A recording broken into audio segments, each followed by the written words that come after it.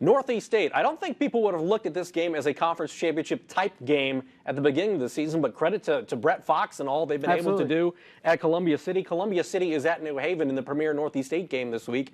And what do you see as being the key in this one? Because Columbia City, Brett Fox has to be pulling out his hair because they'll take it down to the final minute, the fourth quarter. They'll trail at halftime, but they've been able, other than that opening loss against Warsaw, which I know they'd like to have that game back, they have made a habit of coming back and or winning games in the clutch. Absolutely. Now you look at their schedule and say, well, they haven't played the big three of the NE8 yet. This is their first against the big three. So they're 4-1. I don't want to call it a soft 4-1, but they really haven't been challenged, particularly in conference yet. So a big barometer game for them coming up on Friday. But you look at years past, and they weren't even able to beat the teams that they have beaten in the NE8. So that's a program obviously on the rise. Can they compete against New Haven, East Noble, Leo? I guess we're going to find out the next couple weeks as they have those three of the final 4 weeks of the season. And as far as New Haven goes, do we learn anything about them? Last week, obviously, they played Norwell. But did we learn anything about them via the East Noble Leo game? Because Leo fared pretty well up against East Noble, obviously picked up a victory. I mean, do we know what team is 1, 2, and 3 at this point?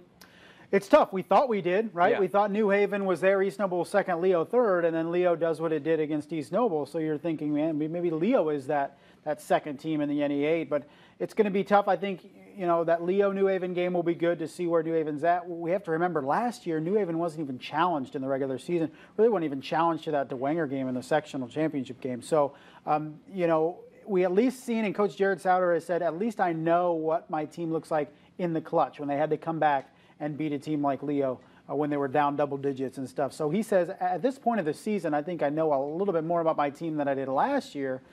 But then you look at the quarterback spot with Brian Sexton and Tim Jordan. What's the dynamic there? Tim Jordan has played very well. He came in for the injured Brian Sexton last week, or the ineffective, depending on who you talk to, against Leo, and then he plays a good game against Norwell on Friday. So quarterback situation a little bit in flux for New Haven right now. But either or, it seems like they're in good hands. Yeah, DeKalb's at Huntington North this week. East Noble's at Norwell. Belmont's at Leo.